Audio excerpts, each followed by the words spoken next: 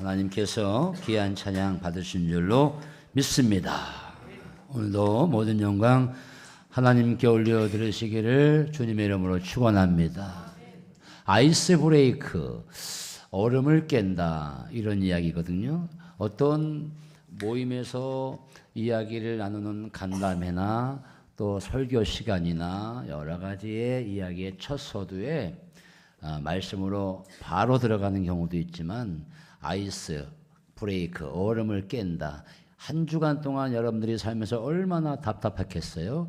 또 이 시간에 우리가 예배 시간 나왔지만 설교하기 전에 항상 우리 설교자는 우리 교인들이 성도들이 굳어 있지 않나. 그래서 말씀을 듣기 전에 이 굳어 있는 아이스 얼음을 깨야 되는데 어떻게 얼음을 깰까? 이런 연구와 기도들을 많이 하게 됩니다. 그런데 아이스 브레이크를 하게 되려도 시간이 좀 여유가 있고 많이 남아야 되는데 벌써 11시 36분이 되어서 이 아이스 브레이크를 할까 말까 제가 성가대 찬양을 들으면서 생각을 했는데 그래도 성령께서 그냥 간단하게 너가 느낀 거 한번 하라라고 지시를 내려주셨어요. 어제 석회 인도자 모임, 석회 지도자 모임으로 세종국립수목원에 갔는데 그냥 다 열리 제쳐두고 아주 단풍이 아름답고 예뻤습니다. 그만한 또 수목원이 없더라고요. 그런데 가장 단풍나무가 아름다운 거리가 어딜까 늘 제가 생각을 해봤어요. 제가 서울에 살면서도 서울에 경기도에 이렇게 차를 끌고 다닐 때에 가로수 주변에 아름다운 단풍나무 거리를 좀 찾아볼 수가 없는데 그래도 가장 아름다운 단풍나무 거리는 아울렛 옆에 있는 일방토로의 도로가 가장 단풍나무가 아름답다, 이렇게 생각을 해봅니다. 단풍나무는 멀리 가서 보는 게, 멀리 여행 가서 보는 게 아니라 아무리 내장산에 가서 단풍나무 피가 똑똑똑 떨어진다 하더라도 단풍나무는 멀리서 쳐다보는 것인데 그래도 관평동의 아울렛 거리의 단풍나무가 최고다. 봄철의 벚꽃의 거리는 최윤혜 권사님 사시는 11단지 앞에 관평천 앞에 있는 벚꽃나무가 최고다. 저는 이렇게 믿습니다. 믿습니까 여러분? 네. 아이스 브레이크입니다. 여러분 12제자를 아십니까? 12제자를 다 혹은 외우십니까? 12제자. 저는 신앙생활 예수님을 믿고 나서 지금까지 살아오면서 12제자를 외웠다가도 까먹고 암송했다가도 까먹고 항상 그래요. 저도 인간인지라 항상. 그래서 제가 언젠가 신학교 다니면서 12제자를 어떻게 외울까 연구를 참 많이 해봤습니다. 2명씩 짝을 지어서 외우자니 6팀이 되니까 이것도 참 외우기 어렵고 3명씩 외우자니까 한 사람이 좀 남고 그래서 4명씩 외우자. 4명씩 외우면은 3조가 되니까 3조의 팀으로 속회를 짜듯이 외우는 게 좋지 않을까? 이런 생각을 해봤어요. 여러분 예수님의 제자 12제자를 단만하게 해가지고 다 외우십니까? 베드로, 안드레, 야고보, 요한 4명입니다. 잘 들으세요. 베드로, 안드레, 야고보, 요한, 요 인물들은 주로 성경 말씀에 자주 등장합니다. 그 다음에 빌립, 바돌로메, 도마, 마태. 비읍자와 미음자가 많이 들어간 제자가 빌립과 바돌로메, 도마, 마태. 요 중간치 사람들부터는 좀 많이 까먹게 돼요. 그러니까 베드로, 안드레, 야고보, 요한, 그 다음에 빌립, 바돌로메, 도마, 마태 4명씩 외우는 거예요. 마지막으로 4인 누굴까요? 알페오의 아들 야고보, 가나안 사람 알페오의 아들 야고보, 그 다음에 타데오, 또 가나안 사람 시몬, 그리고 예수를 판 가룟 유다. 맨 끝에 우리 4명은 외우기도 좀 어렵지만 좀 이 하나님 말씀, 성경 말씀에 잘 등장하지 않아요. 제가 왜 오늘 예수님의 12제자에 대한 말씀으로 서두를 꺼냈을까요? 오늘 여러분 본문은 나다나엘에 관한 이야기거든요. 나다나엘에 관한 이야기인데 이 나다나엘은 예수님의 12제자 중에 누구냐 하면 바돌로메입니다. 바돌로메로 알려져 있습니다. 이 바돌로메라고 하는 이 바돌로메의 이름은 합성어입니다. 바르라고 하는 아들이라고 하는 뜻의 아들이라고 하는 바르와 그리고 톨마이라고 하는 사람의 이름 합성어예요. 따져보면 톨마이의 아들이다. 이렇게 우리가 해석해 볼 수가 있겠습니다. 그러니까 바돌로메는 그냥 평범한 톨마이의 아들이구나 이렇게 생각을 해볼 수가 있게 되겠지요. 그런데 또 다른 이름이 누구냐? 나다나엘입니다. 나다나엘은 뜻이 뭐냐? 하나님의 선물, gift of God, 하나님의 선물, 하나님이 주신 선물이 바로 나야 나라고 나다나엘이 생각하면서 살았다고 하는 것이지요. 그러니까 그냥 평범한 톨마이의 아들로 자녀로 살아갈 수 있었지만 그러나 또 다른 이름 하나님의 선물이다라고 하는 마음을 가지고 인생을 살아간 사람이 이 바돌로메 나다나엘이라고 하는 사실을 우리가 성경 말씀을 통해서 알게 되고 깨닫게 되지요. 이름이 참 중요한 것 같아요. 바돌로메로 살아갔으면 그냥 톨마이의 아들이지만 나다나엘로 살아가는 것은 나는 하나님이 주신 하나님의 사랑으로 받은 선물이야. 이런 어떤 확신으로 살아간다면 살아가더라도 평범하게 살아가는 것이 아니라 하나님의 사랑 가운데 살아가도록 노력을 하게 되겠죠. 이름이 얼마나 중요해요. 덕호, 노덕호 할 때 덕호, 덕덕자의 빛나로자. 우리 할아버지께서 지어주신 이름이에요. 덕호야, 덕이 빛나거라. 제가 덕이 빛납니까? 제가 덕이 빛나요? 덕이 빛나 보입니까? 아직 멀어 보였어요. 안은실 집사님은 아니요라고 그랬어요. 근데 덕이 전 덕이 빛나 보입니까? 그러나 덕이 빛나라고 우리 할아버지께서 지어주신 거예요. 제 후배 목사님 가운데 이름이 사야가 있어. 사야. 성은 이씨입니다. 이사야지요. 이사야처럼 살아가거라. 세아가 있습니다. 세아. 성은 호시입니다. 호세아가 있습니다. 성전에서 열심히 하나님을 믿는 믿음의 삶을 살거라 이름을 성전으로 지었어요. 한 번도 제가 아는 그 교회 그 권사님의 아들 성전이 교회를 나와 본 적이 없어요. 왜 이름을 성전으로 지었는지 알 수가 없어. 근데 그 부모님은 그 애를 하나님의 성전에 나와서 예배를 드리도록 그런 삶을 살거라 라고 해서 성전으로 지어졌는데 그 자식이 부모의 마음을 모르는 거지요. 모르는 거예요. 바돌로메가 아니라 나다나엘로 이 바돌로메는 살아가기로 작정한 것이지요. 자, 여러분 오늘 요한복음 1장 43절로 51절 말씀인데 시간은 많이 갔습니다만 이 출발이 이렇습니다. 빌립이 하나님의 사랑 가운데 하나님의 은혜 가운데 예수 메시아 베들레헴에서 태어난 예수 요셉의 아들 예수가 메시아다라고 은혜 받고 느낀 거예요. 정말 중요하지요. 세례 요한이 내가 아니라 중요한 것은 내 뒤에 오시는 그분이 바로 예수다. 이런 말씀들을 이미 이 세례 요한이 광야에서 목청껏 외쳤잖아요. 그러니까 나다나엘이 그가 찾는 메시아가 오심을 믿고 마음의 은혜를 받았는데 그 은혜 받은 이 간절함을 누구에게 소개하고 싶었는데 마침 나다나엘에게 소개하고 싶었던 거지요. 그래서 나다나엘에게 찾아갑니다. 야, 내가 만난 메시아, 모세가 율법에 기록한 그 메시아, 구약의 선지자가 그렇게 말씀하신 그 메시아를 내가 만났어. 그분이 바로 베들레헴에서 태어나신 요셉의 아들 그 예수님이야. 그분이 우리의 왕이시고 메시아야. 그분을 와서 좀 만나 보면 좋지 않겠느냐? 그분이 메시아인데 그때에 나다나엘이 뭐라고 대답하는 겁니까? 나사렛에서 무슨 선한 것이 나겠느냐? 나사렛에서 무슨 메시아가 나겠느냐? 이렇게 반박한 겁니다. 그가 믿어야 될 메시아는 베들레헴에서 태어나지만 나사렛 출신의 그 목수의 아들 예수는 아니야. 베들레헴에서 태어난 것은 그때 당시에 모든 유대인들은 다 그렇게 믿고 있었던 것 같아요. 그런데 베들레헴에만 하나님께서 하나님의 귀한 메시아를 태어나게 한다는 것을 알고는 있었지만 그러나 나사렛 출신의 예수는 아니야 라고 이 나다나엘은 그렇게 선입견을 가지고 있었던 것 같아요. 여러분, 선입견이 얼마나 이게 안 좋은 것입니까? 고정관념이지요. 여러분, 제가 살면서 경기도에서 대통령이 나왔으면 좋겠는데 항상 제가 그런 생각을 해봅니다.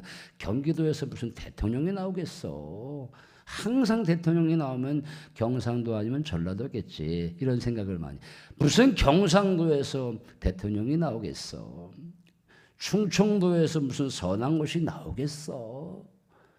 충청도에서 목회한다는 거 제가 지난번에 항상 말씀드렸어요. 지금도 여전히 전화가 옵니다. 너 괜찮냐? 너 충청도에서 목회하는데 괜찮냐? 야, 충청도 사람이 그렇게 속을 안 내 보이고 그냥 그렇게 산다고 하는데 너 목회하는데 괜찮냐? 나 괜찮아. 충청도가 멍청도라고 누가 그랬어? 난 충청도 사람 멍청도라고 생각하지 않아. 충청도 분이 얼마나 좋은지 내가 늘 감동받아, 은혜받아. 선입견이에요. 충청도가 왜 멍청도예요? 충청도는 다 훌륭한 사람들로 모여있음을 제가 믿습니다. 믿습니까? 네. 왜 경상도 사람 하면 그렇게 싸가지가 없고 싸움을 하려고 해? 그런 선입견이 있어요. 한국 사람들에게. 무슨 뭐 전라도 사람은 난 전라도 사람들 상대를 하질 않아. 이런 선입견으로 가득 차 있는데 문제인 것이죠. 그러니까 이 갈등 지수가 얼마나 높은지 알 수 없어요. 우리나라 갈등 지수가 OECD 국가 중에 3위예요. 3위. 1위가 어디냐? 멕시코입니다. 2위가 이스라엘이에요. 3위가 어디냐? 우리 한국이 갈등 지수가 제3위입니다. 왜 갈등 지수예요? 빈부의 갈등, 고부의 갈등, 정치적인 갈등, 경제적인 갈등, 20대 가운데서도 남녀 간의 갈등, 젠더라고 그러죠. 20대 청년들 말이죠. 남성과 여성의 갈등이 얼마나 심한지 알 수가 없어요. 갈등으로 가득 차 있는 우리 한국이라는 거예요. 목사와 성도 간의 갈등도 아마 우리나라에서, 세계에서 아마 우리나라가 최고인 것 같아요. 여러분, 우리 구주교회가 목사와 성도 간의 갈등이 지수를 봤을 때에 1점에서 10으로 본다면 저는 한 2점으로 보고 싶은데 어떠십니까, 여러분? 여러분 9점으로 보고 9점으로 보고 싶으십니까? 갈등 지수 우리가 해결해야 할 줄로 믿습니다. 근데 이 갈등 지수가 왜 일어나느냐? 항상 고정관념이에요. 무슨 나사렛에서 선한 것이 나겠느냐? 예수님이라고 하는 그 메시아라고 하는 그 메시아는 베들레헴에서 태어났지만 그러나 나사렛 출신은 아니야라고 이미 나다나엘은 머릿속에 꽉 박혀 있었던 것 같아요. 선입견이 얼마나 우리 믿음의 생활을 하는데 어렵습니까? 그런데 오늘 제가 여러분과 함께 말씀을 나누고자 하는 것은 나다나엘은 어떤 사람이었느냐? 첫 번째는 나다나엘은 되새김질을 잘하는 사람이었어요. 되새김질. 무슨 설교 시간에 우리가 오늘 되새김질이라고 하는 단어를 듣게 될까? 되새김질, 소가 여물을 먹고 나서 한참 후에 대낮에 뭘 준 것도 없는데 씹어 먹는 걸 가지고 되새김질, 속에 있는 걸 끄집어내어서 배고플 때마다 끄집어내어서 먹는 걸 되새김질이라고 하는데, 전 자랄 때 우리 소가 소가 여물을 먹을 때만 봐도 참 맛있어 보인다. 참 맛있어 보여. 그래서 소나 이런 짐승이 뭘 먹을 때 괜히 배가 고파지더라고. 배가 고파져. 근데 우리 사람들이 무슨 음식을 먹고 삼킨 것을 다시 끄집어내어서 되새김질하면 추하고 더럽지요. 뭐 하는 짓이야? 그런데 오늘 우리가 어떤 말씀을 하는 거냐? 모든 그런 되새김질은 추하고 더러울 수 있지만 하나님의 말씀은 그렇지 않다는 거예요. 하나님의 말씀을 되새김질하라는 거예요. 하나님의 말씀을 읽고 또 자꾸 읽어서 그 말씀이 나에게 주는 의미가 무엇이고 그 말씀을 가지고 내가 어떻게 살 것인가를 항상 묵상하는 것, 이것을 가지고 되새김질이라고 하는 거예요. 나다나엘은 무화과 나무 아래서 되새김질을 한 거예요. 말씀을 열심히 묵상하면서 되새김질을 한 거예요. 47절 말씀 보니까 예수님께서 나다나엘이 자기에게 오는 것을 보시고 예수님께서 말씀하십니다. 이는 참으로 이스라엘 사람이라 그 속에 간사한 것이 없도다. 어떻게 저를 아십니까? 그러니까 우리 그 예수님께서 말씀하십니다. 빌립이 너를 부르기 전에 너가 무화과 나무 아래 있는 것을 내가 보았노라. 무화과 나무 아래서 무엇을 했다는 것입니까? 무화과 나무 아래서 하나님의 말씀 율법을 읽고 있는 것을 보았는데 가만히 보니까 내 속에 간사한 것이 없어. 이것을 예수님께서 보셨다는 것이죠. 그래서 내 속에 간사한 것이 없도다. 그러나 중요한 것은 이 나다나엘이 무화과 나무 아래서 무엇을 하였느냐? 장차 오실 메시아를 간절히 소망하면서 매일 매 순간 무화과 나무 아래서 하나님의 말씀을 묵상했다는 거예요. 그것을 예수님께서 꿰뚫어 보신 거예요. 전승에 의하면 어떤 전승이 있느냐? 메시아가 오실 때에 제일 먼저 오시는 그 장소가 어디냐? 무화과 나무 아래서 하나님의 말씀을 고요히 읽고 묵상하는 자에게 나타날 것이다 라고 하는 것이 그 당시에 유대인들 사이에 쫙 퍼져 있었다는 것이죠. 근데 그것을 알고 나다나엘은 매일 매 순간마다 그 무화과 나무 아래서 하나님 말씀을 읽으면서 메시아가 오실 거야, 메시아가 오실 거야. 그것을 알고 예수님께서 내 속에 간사한 것이 없도다. 내가 무화과 나무 아래에서 말씀을 항상 읽고 묵상하는 것을 내가 보았노라. 보았노라. 이렇게 이야기를 하고 있는 거예요. 여러분, 예수님의 12제자가 4명씩 짝을 이뤄서 12명인데 예수님께서 제자를 부르실 때 이렇게 칭찬받으면서 제자를 부른 경우가 많지 않습니다. 아니, 없어요. 다 보면 그냥 우울해서 세간에 앉아서 돈을 걷고 있는 저 사람의 영혼을 보니까 너무 슬퍼 보이고 너무 아파 보여. 그래서 나를 따르라. 고기를 잡았으나 밤새 고기를 잡았으나 고기를 낚지 못한 베드로에게 가서 깊은 데로 가서 그물을 던지라. 어쨌거나 인생의 많은 실패와 아픔 속에 있는 자를 찾아가서 그를 건져 주셨는데 모처럼 처음으로 칭찬받으면서 예수님께 택함받은 제자가 있다면 나다나엘입니다. 내 속에 간사한 것이 없도다. 내가 무화과 나무 아래서 말씀을 열심히 연구하고 묵상하는 것을 내가 보았다. 너는 참 이스라엘 사람이다. 내 속에 간사한 것이 없도다. 그런데 그런 나다나엘도 성경을 이렇게 읽어보면 거론이 거의 없습니다. 거론되어 있지 않습니다. 부를 때는 칭찬하면서 불렀지만 베드로와 안드레와 야고보는 성경 말씀에 자주 등장하지만 이렇게 나다나엘은 자주 등장하지 않아요. 전승에 또 의하면 나다나엘은 지금으로 말하면 이란을 거쳐서 그 나라에서 기준 삼아 본다면 동쪽을 향해 오다가 인도까지 와서 선교를 했다고 그래요.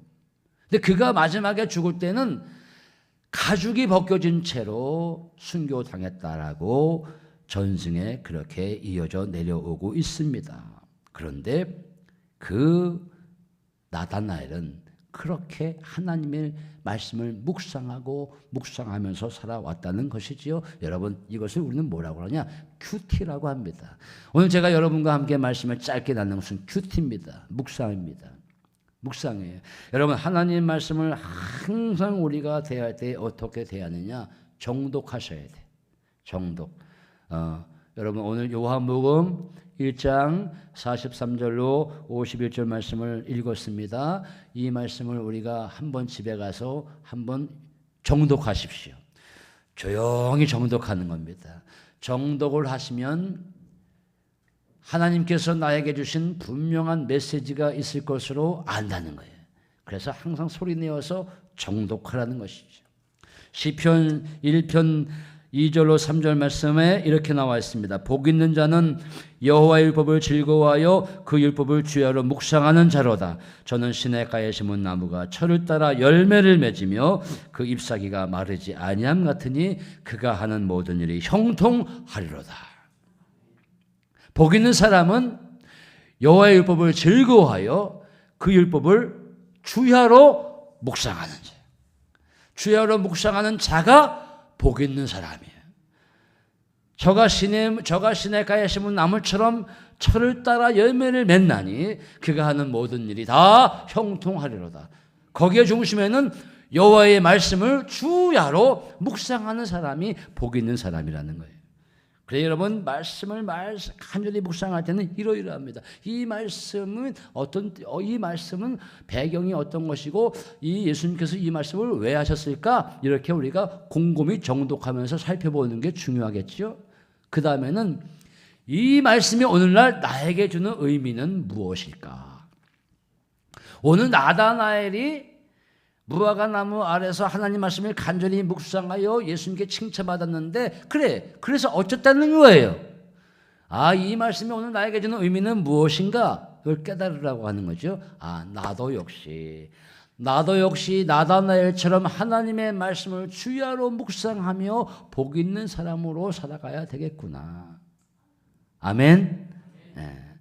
그 다음에 마지막으로 나는 이 말씀을 가지고 한 주간 어떻게 실천해야 될 것인가, 이거를 항상 삶에 적용하라고 하는 거죠. 그래서 여러분, 감리교를 창시한 요한 웨슬리 목사님은 속회로 모이는 속도반들에게 항상 어떻게 훈련을 시켰느냐, 항상 세 가지의 나눔을 항상 하도록 했습니다. 여러분들이 제가 감리교 교인이니까 이건 아셔야 될 거다라고 생각을 해서 말씀을 드립니다. 항상 나눌 때 나는 한 주간 살아오면서 어떤 죄를 지었는가를 고백하게 돼 있어요. 나는 한 주간 살아오면서 어떤 죄를 지었는가를 고백하는 시간이 있어요. 6명이면 속장이 권사님 말씀하세요, 집사님 말씀하세요. 항상 그랬다니까요. 그러면 나는 한 주간 살면서 이런 죄를 졌습니다. 나는 이런 죄를 졌습니다. 나는 이러이러한 죄를 졌습니다. 고백하는 거예요. 두 번째 어떤 고백을 하느냐? 의도적인 고백을 했는데, 나는 한 주간 살면서 어떤 선한 삶을, 어떤 선한 행위를 하였느냐? 나는 한 주간 살면서 이러이러한 선한 행위를 하였습니다. 나는 하나님의 은혜로 한 주간 그 말씀을 가지고 이렇게 한 주간 선한 행위를 하였습니다 라고 고백하였다는 거예요. 마지막으로 어떤 나눔을 하였느냐? 나는 한 주간 영적인 훈련을 어떻게 할 것인가 라고 하는 것을 발표하게 돼 있어요. 그래서 나는 한 주간 기도를 몇 시간 하겠습니다. 나는 일기를 쓰겠습니다. 나는 성경을 몇 장을 읽겠습니다. 영적 훈련에 대한 이렇게 실천사항을 나누게 되어 있습니다. 그러니까 여러분 기억하십시오. 감리교인이라고 해서 모든 감리교회가 다 속회 공과를 사용하느냐? 그렇지 않습니다. 아쉽지만 어떤 목사님은 오늘 예를 들면은 요한복음 1장 43절로 51절 말씀을 전하고 가는데 모든 교인들이 다 축도 끝나고 나가면서 인사하면서 다 까먹는다는 거 아니에요.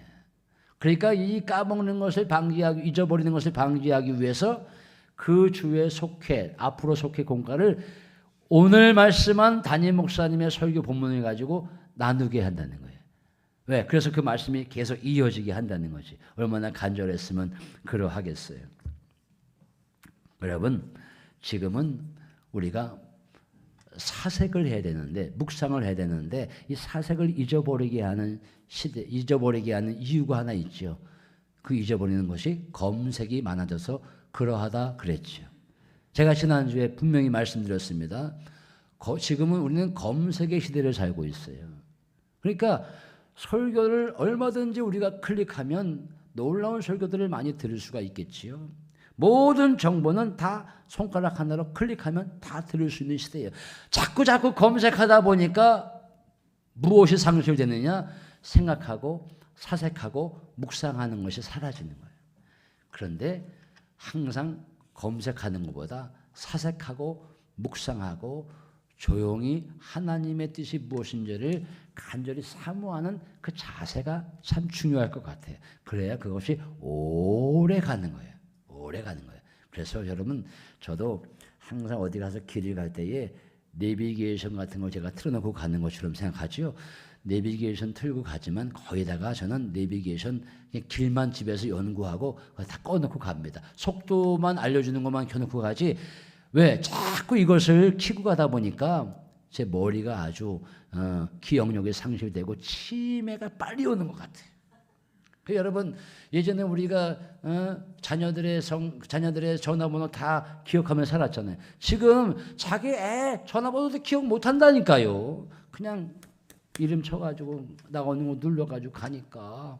그러니까 성경 말씀도 역시 마찬가지로 검색을 너무 좋아하다 보니까 사색하거나 묵상하는 것을 상실해 버렸다는 것이죠. 우리 예전에 어르신들이 뭐 검색해가지고 신앙생활 했습니까? 검색 한 번도 안 해도 새벽에도 열심히 나오셔서 말씀 듣고 기도하시고 하나님의 귀한 사랑을 받고 살아오셨잖아요. 그러니까 여러분, 무화과 나무는 바로 그러한 역할을 하게 된 것이다. 여러분, 두 번째, 시간은 지났습니다마는 우리가 믿음의 삶을 살면서 좋은 믿음의 친구들을 사귀어야 된다. 믿음의 동지들을 만나야 된다. 그렇게 저는 믿습니다.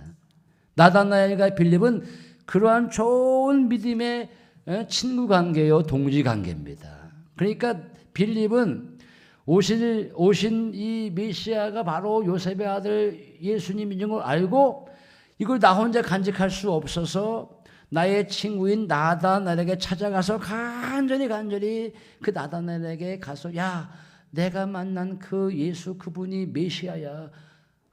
간절히 그 나다나엘을 깨우치게 하고 예수님의 제자가 되게 하는 그 소망이 가득 찼던 거예요.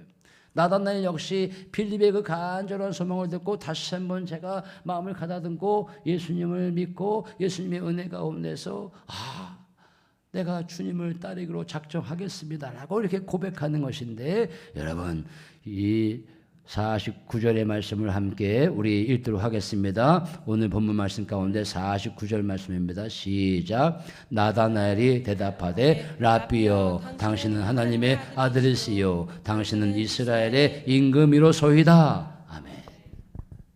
예, 우리가 믿음에 좋은 사람들, 항상 그래서 내 곁에는 기도하는 사람을 자주 만나야 되고 말씀을 즐겨 사모한 사람을 만나야 되고 항상 믿음 가운데 봉사하는 사람을 사귀어야 되고 그래야 내 믿음도 항상 이렇게 올라가는 것이죠. 그래서 나에게 가장 진정한 친구가 누가 있느냐? 예수님이 나에게 가장 진정한 친구지요. 여러분, 내 속에 있는 것을 다 털어놓을 수 있는 친구가 몇 명이나 있겠습니까? 몇 명이나 있겠어요? 몇 명 없습니다. 내 속에 있는 모든 것을 털어놓을 수 있는 진정한 친구, 내가 아플 때, 내가 어려울 때 찾아와서 울어줄 수 있는 친구가 몇 명이나 있겠어요? 많지 않습니다. 저는 지금도 핸드폰에 이 카톡의 친구 숫자를 보면 제가 어제 이 설교를 준비하면서 또 그저께 설교를 준비하면서 카톡에 이 친구가 몇 명인가를 제가 한번 분석해 보니까 1062명이더라고요. 1062명. 그런데 제가 지금 뭘 하고 있느냐? 이 카톡에 있는 친구들을 다 한 사람 한 사람 지어나가고 삭제하는 훈련을 하는 거예요. 다 필요 없어. 다 필요 없는 사람들이에요. 우리 구주교회 교인들 카톡 이름만 다 필요하지, 제가 보니까 다 필요 없는, 예전에 사귀었던 사람 다 필요 없는 사람들이에요.